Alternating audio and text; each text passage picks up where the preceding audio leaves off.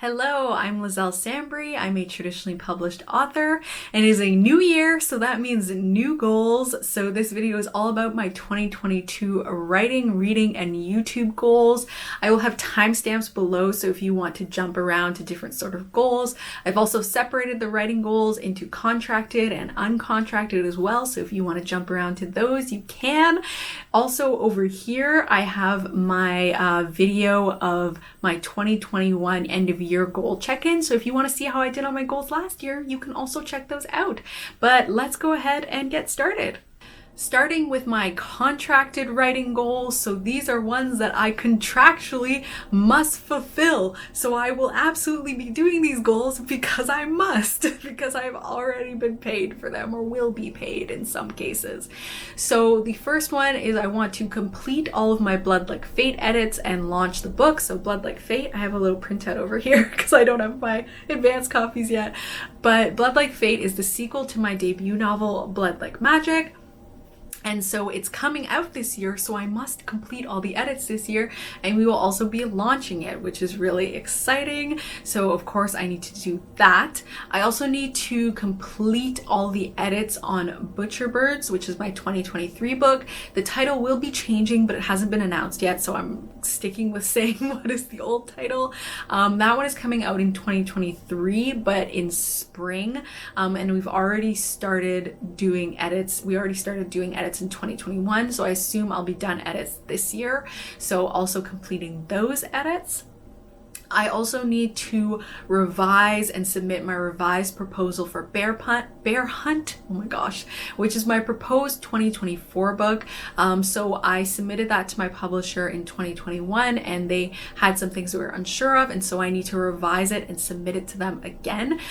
They may approve, they may reject. I hope they approve, but that does need to be sent to them. So I need to get that done also. And my final contracted writing project or writing goal is to complete my short story and submit it for No Harm Done, which is an anthology of Black horror stories that I'm going to be a part of. And so I have a short story that I have due earlier in the year, and I assume it will be completed by the end of this year, so I need to get that done as well. And that's it for the contracted projects. Again, if I sell anything this year, there may be more additions to that, but that will be something for a mid-year check-in. But as of now, these are all of the projects that I have contracted. Now for my uncontracted writing projects. So these are ones that I have no contract for, so I am not obligated to complete them, but I would really like to. So the first one is I want to get the Newlyweds on submission. So the Newlyweds is my adult horror thriller that I was working on in 2021. And we'll be doing edits with my agent now this year, and I'm hoping that we'll be able to go on submission in early 2022. And so I need to finish edits on that so we can go on submission. The goal though is going on submission because that's what I want to happen this year no matter what. So that's the big goal. And now we have a wild card. So we have two projects up in the air. So the two projects up in the air are my dark academia. So one goal I have for this is to finish the first draft of it and plot the 3 books in the planned trilogy for this dark academia project. And then the other project slash goal is to complete the proposal for a Blood Like Magic spin-off. So I have an idea for a spin-off of the series, and I want to complete a proposal to send to my publisher. These two goals are up in the air, and here's why. I applied for a Canada Arts grant to work on the dark academia. So if I get that arts grant, I will be working on the dark academia. If I do not get the arts grant, I will be working on the spin-off. So I think I realized, like, workload wise it's probably better for me to work on the spin-off, but I've already applied for the grant, so like if I get the grant I'm gonna work on what I got the grant to work on, but if I don't get it then I will work on the spin-off instead because it's a lighter workload item. So that's why those are kind of wild card, so it'll really depend on what happens. So I will adjust my goals there, but I'm only gonna work on one project or the other. I'm not going to work on both those projects this year because I just don't see that being possible workload wise. And the last item for my uncontracted writing goals is my space opera world building Bible. So I have a space opera idea. I don't expect to be working on it for like many years in the future. It's just like, it's a really big project, and due to an iCloud mishap, I lost all the world building I had on it. So in order to kind of encourage myself, I purchased like a very large sketchbook, and I told myself I'll leisurely add in pages and add in world building, and it'll be a little bit more of a creative practice than like feeling like I'm slogging through doing all the world building I lost over again. And so I told myself that I would gradually work on that in 2021, but like it was too loose of a goal, so I never did anything. And so this year I want to do like a more concrete goal of regularly working on it, of regularly getting that done, of regularly doing pages. Now on to my reading goals. I'm sorry if it's suddenly really bright. It like suddenly just got super bright for no reason. But anyway, for my reading goals, last year I did really well with these, so I want to like kind of up the ante a little bit this year, but not so much that I like get overwhelmed, because I am a mood reader, so I don't want to feel like my reading is too constrained. But my number one goal is to read 100 books. So I read more than 100 books last year, but I do still want to read 100 books this year. I think that's a good goal to set, and if I do more, then I do more, and that's great. And I would love to again read all of my new releases. I don't know that I'm going to make that a specific goal, but I do think I will do that, and that'll be part of my reading 50 books. But in terms of more specific goals, I'd like to read 5 classic horror novels. I've been trying to read more horror, but most of it has been new releases, and so I'd like to challenge myself to read more classics. This doesn't necessarily mean ones that are like written in like the 1800s or the early 1900s, but just like books that people think of as classic horror. And so I wanted to try those out. So I wanted to read like an Octavia E. Butler book. I wanted to read Rebecca. And so I've added those in. And I've just said 5 again to like keep it loose for myself. And then I also would like to complete all the Black Aweenathon challenges. So in 2021, I participated in Black Aweenathon, and I thought it was really, really good. I do read from a lot of Black authors, but it's almost entirely in sci-fi and fantasy. And so I liked that Black Aweenathon was focused on horror, thrillers, and mysteries. And so even though, you know, I do try and find Black horror authors, it's usually in YA so far, not so much in adult. So that really pushed me to read books by adult horror authors and like mystery authors and thriller authors. And I really, really enjoyed that. So I'd love to do that again this year and to complete all those challenges. And then I want to read the entirety of a series of unfortunate events.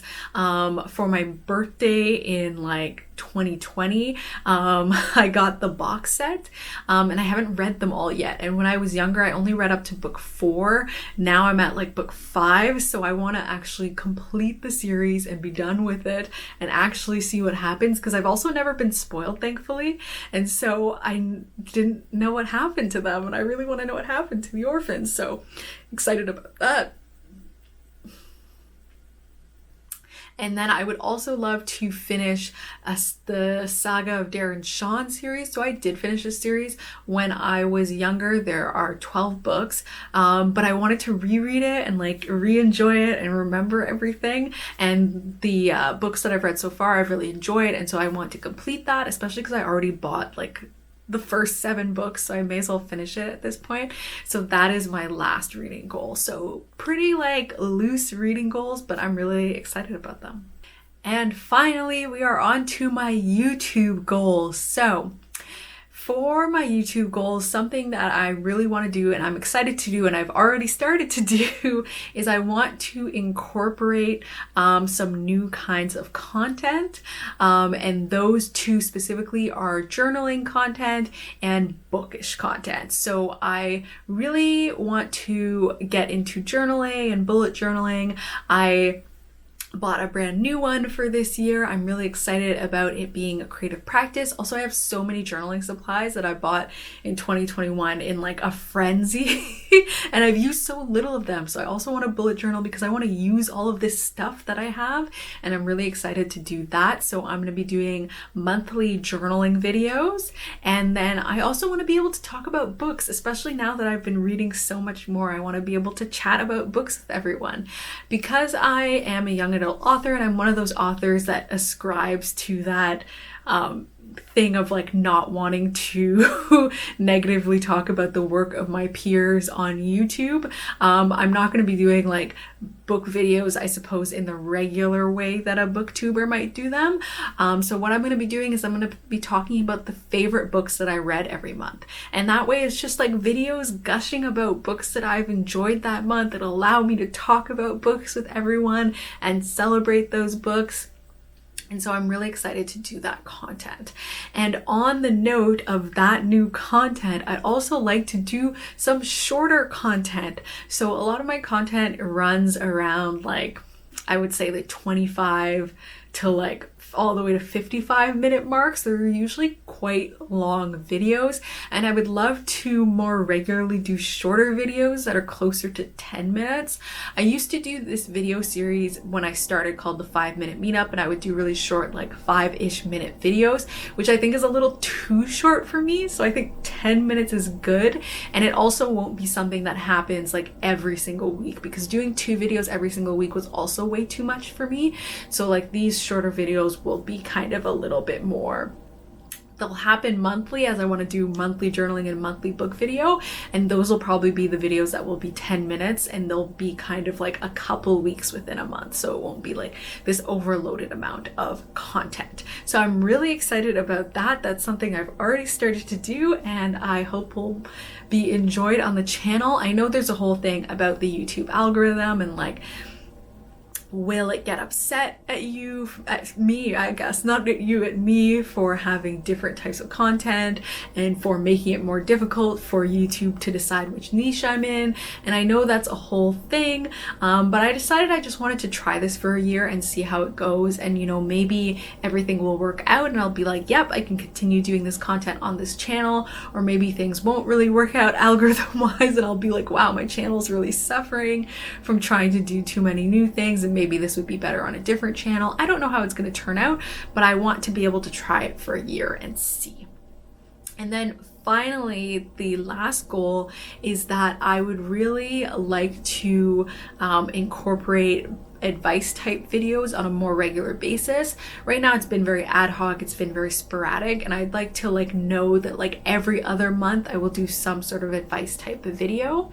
And I have some ideas for that as well. I know people have asked, since I did that video breaking down Save the Cat, breaking down the fun and games part of Save the Cat, I'll link that video above here. People have been asking me about different parts of Save the Cat, and so I thought that could also be something I could do. I could dive into how I incorporate the Save the Cat structure into my own writing and my own stories.